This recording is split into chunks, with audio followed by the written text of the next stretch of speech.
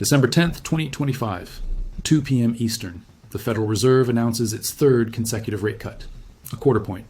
Rates now sitting at 3.5 to 3.75%. Markets expected it. Everyone saw it coming. Except for what happened next, nobody predicted. The dollar didn't stabilize, it collapsed. The dollar index, DXY, dropped to 98.3, an 8-week low. Treasury yields fell, the euro surged, the yen strengthened. And silver exploded. December 11th, $64.31 per ounce, all-time high. December 12th, $64.66. New record. Then a pullback on December 13th to $61.94 as profit-taking kicked in. But here's what the mainstream isn't telling you. This isn't just another rate cut. This is the moment the dollar's 2025 collapse accelerated past the point of no return. Because the DXY isn't down 2 or 3% for the year.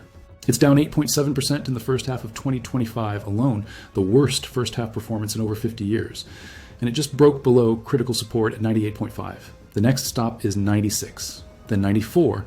And when that happens, silver doesn't pause at $70 or $80. It goes to 3 digits. Let me show you exactly what the Fed just triggered.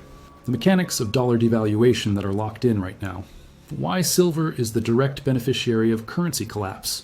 What the technical charts are screaming about the $100 target, and why the timeline, based on historical patterns and current momentum, says spring 2026 is when this move completes. This isn't speculation. The data is undeniable. The Fed just crashed the dollar. And silver is about to do something it hasn't done in 45 years, break $100 per ounce. Not in a decade. Not eventually. By spring 2026, 6 months from now. Start with what actually happened at the December 10th meeting. Because the rate cut itself wasn't the story. The story was the vote, 9-3, 3 dissents. That's the highest number of dissents since September 2019. The Fed is fractured, deeply divided. And that division tells you everything about the impossible position they're in. 2 Fed officials, Kansas City's Jeffrey Schmid and Chicago's Austin Goolsbee, voted to hold rates steady. They see inflation still running hot. CPI at 2.8% in September, core inflation above 3%. They wanted to wait. Meanwhile, Fed Governor Stephen Miron dissented the other direction. He voted for a half-point cut, 50 basis points. He sees labor market weakness, job creation potentially negative, and an economy that needs more stimulus now. Think about that. At the same meeting, some officials think rates should stay at 3.75 to 4% because inflation is too high. Others think rates should drop to 3.25 to 3.5% because the economy is too weak. Powell split the difference, cut 25 basis points, made nobody happy, and signaled that further cuts will be difficult to justify. The dot plot, the Fed's projection of where rates will be in coming years, showed just one more cut in 2026. Maybe. And Powell spent his press conference repeating that they're comfortable waiting to see how the economy evolves. Translation, we're done cutting unless something breaks. But here's the trap. The Fed stopped cutting right when the dollar was already in free fall. The DXY started 2025 above 110. By July, it hit 96.37, a 12.5% decline. The worst dollar performance in 3 decades. It recovered slightly to 100 by November, then collapsed again after the December meeting. Now sitting at 98.3, down for 3 consecutive weeks. And this isn't about interest rate differentials anymore. J.P. Morgan Asset Management published analysis showing the dollar's weakness in the first half of 2025 was not driven by rates. The Fed held steady while the ECB and Bank of England cut. Normally, that supports the dollar, but it fell anyway. Why? Because the fundamentals are broken. U.S. growth expectations collapsed from 2.3% to 1.4% between March and April. The deficit is $2.4 trillion annually. Federal debt hit $38 trillion. Policy uncertainty around tariffs, Fed independence, and political turmoil is driving capital out of dollar assets.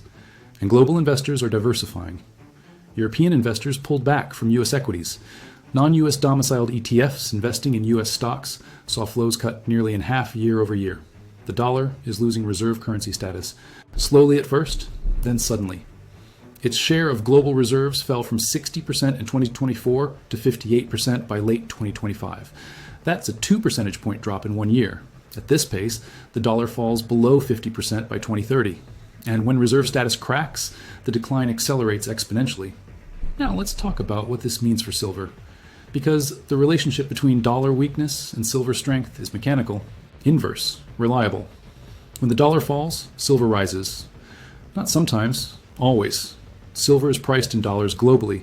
When the dollar loses value, it takes more dollars to buy the same ounce of silver. This is purchasing power mathematics.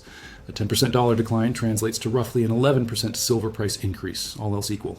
Except all else is never equal. Because dollar weakness triggers secondary effects that amplify silver's rise. First, international demand surges. When the dollar falls, silver becomes cheaper for holders of euros, yen, yuan, and rupees. A European buyer watching silver hit 64 per ounce sees it getting cheaper in euro terms as the dollar weakens. They buy. Chinese manufacturers needing silver for solar panels find it more affordable in yuan. They stockpile. This international buying pressure adds to already tight physical markets. Second, inflation expectations rise. Dollar weakness means import prices increase. Everything America buys from abroad, electronics, cars, oil, costs more. This feeds inflation. And when inflation rises, investors flee to hard assets. Gold, silver, real estate, commodities, anything that preserves purchasing power better than paper currency. Third, safe haven demand activates. Normally, the dollar is the safe haven. When markets panic, money flows into dollars and treasuries. But when the dollar itself is the problem, when it's falling 10% in 6 months, investors need a different safe haven. Gold hit $4,112 per ounce in early December. Silver followed, breaking above $64. Both are telling you the same thing. The dollar is no longer safe. Now, let me show you the technical setup. Because silver just completed a pattern that historically precedes explosive moves, and the target is $100. Not metaphorically, mathematically. Silver spent 2 years, 2023 to early 2025, building momentum, prices gradually trending higher through 2024. Then, in early 2025, breakout. Silver exploded through resistance levels. By September, $41. By October, $50. By December 11th, $64.31, shattering the 1980 high of $50 that held for 45 years. December 12th, $64.66, a new all-time record high. That's a 103% gain year to date as of mid-December, the strongest annual performance since 1980, and the momentum is accelerating. ETF inflows hit 15.7 million ounces in November, the largest monthly inflow since July. Robust ETF buying and strong retail demand continue supporting prices. Call option premiums spiked to levels not seen since March 2022. Traders are paying huge premiums for bullish bets because they expect higher prices. The Fibonacci extension from the rally projects targets above $70 to $75. These aren't random numbers. These are mathematically derived levels where rallies historically pause or accelerate. But here's why $100 is the real target: the gold to silver ratio. Historically, this ratio averages around 15 to 1. 15 ounces of silver equal 1 ounce of gold. Right now, with gold at $4,012 and silver at $62, the ratio is 68 to 1. That's more than 4 times the historical average, which means either gold is overvalued or silver is massively undervalued. If the ratio reverts to even 40 to 1, still elevated historically, silver hits $105 with gold at current prices. If gold continues rising to $4,500 or $5,000, which Bank of America projects for mid-2026, and the ratio tightens to 50 to 1, silver reaches $90 to $100. And if we get true mean reversion to 20 to 1, silver explodes past $200. Analysts are starting to price this in. Bank of America raised its 2026 silver forecast to $65 with an average of $56.25. Citigroup targets $55. UBS lifted its mid-2026 forecast to $55 from $47. These are conservative institutional calls. They're not trying to be aggressive. They're adjusting to structural deficits in Fed policy. But some analysts are going further. Felipe Geisels at BNP Paribas told CNBC that $100 by end of 2026 is certainly possible in a continued bull market. Larry Lepard of Equity Management Associates sees $75 by mid-2026 and $80 to $90 by year-end. IDX Advisors Ben McMillan said $100 is realistic given industrial demand and supply squeezes. CoinCodex's algorithmic forecast is the most aggressive. They project silver hitting $240 in May 2026. That sounds extreme. Except silver has already gained 103% this year. The momentum is real. The fundamentals support it. Now let's talk about the supply deficit. Because this is what makes the $100 target inevitable rather than speculative. Silver has been in structural deficit for 5 consecutive years. 2021, 150 million ounces. 2022, 142 million ounces. 2023, 184 million ounces. 2024, 150 million ounces. 2025 projected, similar levels. Cumulative deficit approaching 800 million ounces over 5 years. That's 24,000 metric tons of silver consumed beyond what mines produced. Where did it come from? Above ground inventories. COMEX registered silver peaked at 152 million ounces in February 2021, now down to about 75 million ounces early December 2025, with 47.6 million ounces, 60%, claimed in just 4 days. London vaults held 827 million ounces in December 2024, but 551 million backed silver ETFs. It's not available for commercial use. Industrial demand is 680 million ounces annually and growing. Solar panels alone consume 230 to 240 million ounces. Projections suggest solar could hit 300 million ounces by 2030 as installations accelerate. Electric vehicles, electronics, 5G infrastructure, AI data centers, all require silver. There's no substitute at current performance levels. Meanwhile, mine production is flat. 813 million ounces in 2025, essentially unchanged from prior years. Mexico, the largest producer, faces declining output. China implemented export restrictions starting January 2026, removing 15% of supply from free flow.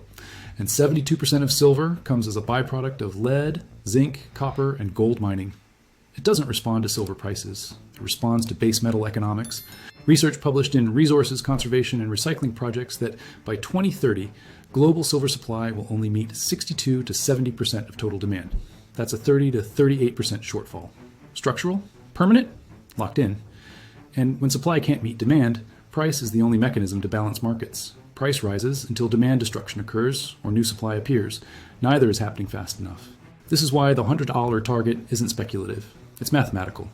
If deficits continue at 150 million ounces annually, above ground inventories drain completely within 3 to 4 years. When inventories hit zero, when there's no buffer left, spot prices spike to whatever level forces industrial users to either pay up or shut down production. And industrial users can't shut down. They need silver. They'll pay $100 if necessary. They'll pay $150. They'll pay whatever it takes.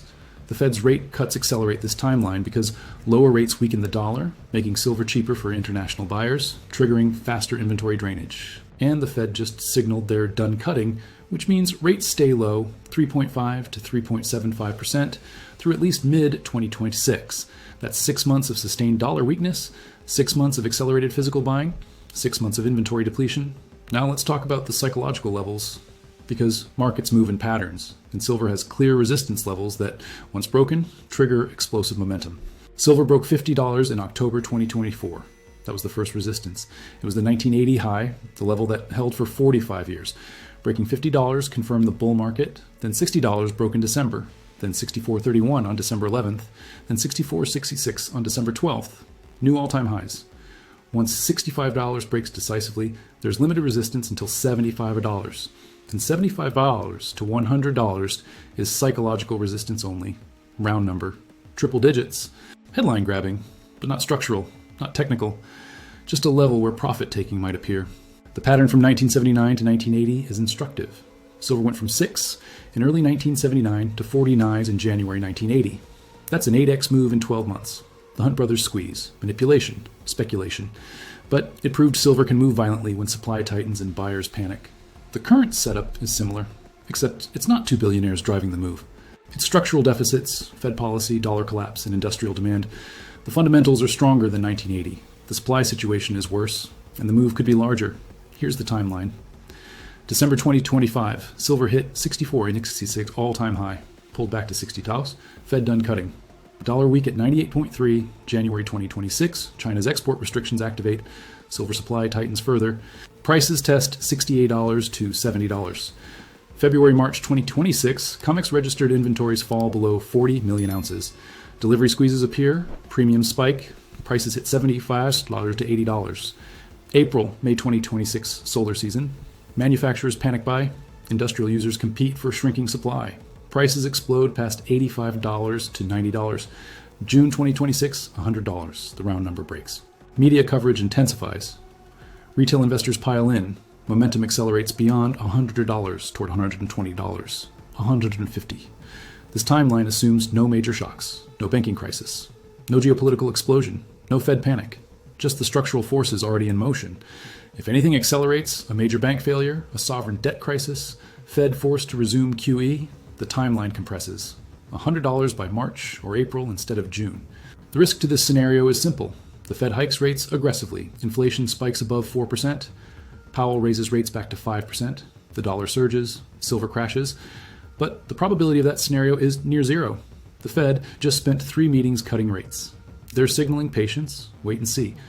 They're not going back to rate hikes unless inflation hits 5 or 6%.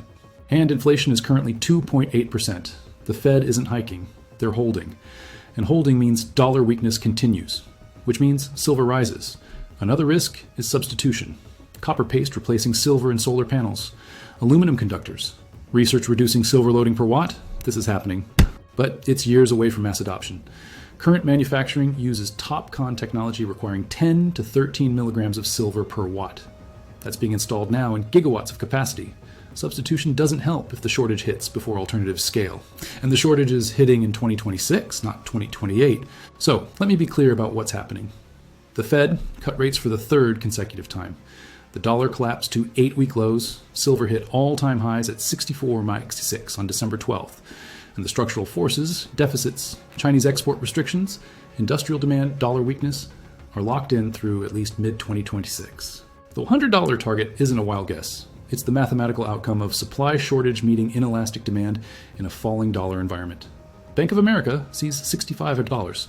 Larry Lepard sees $75 to $90. Felipe Geisels sees $100 possible. CoinCodex algorithms project $240. The consensus among bulls is converging on triple digits within 12 months. And the bears? They're not calling for silver to crash. They're calling for $50 to $55, which we already surpassed.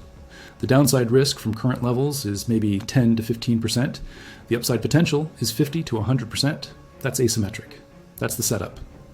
Here's what you need to understand about this moment. Silver spent 45 years trapped below $50.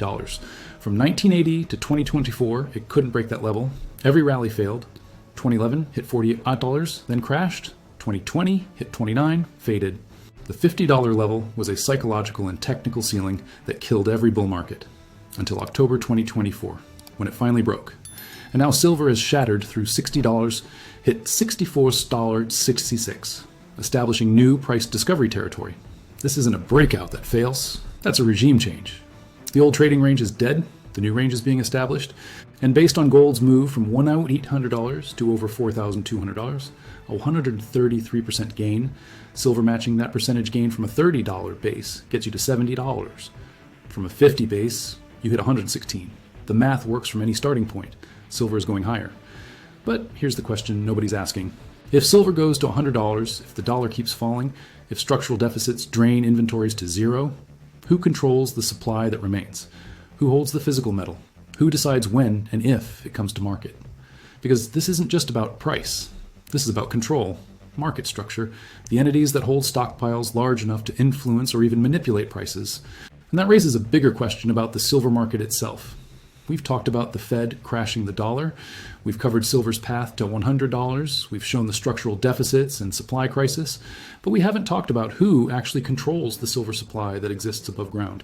The mining companies, the refiners, the exchanges, and the silent accumulators whose positions are so large they dwarf annual production. I've got a video on this channel that breaks down exactly who controls the world, a silver supply. Not the countries that mine it, not the governments that regulate it, the corporations, the exchanges, the institutions that hold the physical metal and decide when it gets released, the entities whose positions make China's export restrictions look small. And when you understand that concentration, and when you see how few players control how much metal, the silver market looks completely different. Watch that next, because understanding why silver is going to $100 is critical, but understanding who controls the supply along the way, that's essential. The Fed just crashed the dollar. Silver hit 64.66, a new all-time record high. And someone's been positioned for exactly this outcome for over a decade. The dollar fell 10.7% in the first half of 2025, the worst performance in 50 years. The Fed just cut for the 3rd time and signaled they're done. Silver hit all-time highs above $64. And the technical, fundamental, and structural setup points to $100 by spring 2026. 6 months. That's the window. Find out who's really in control. Watch the next video.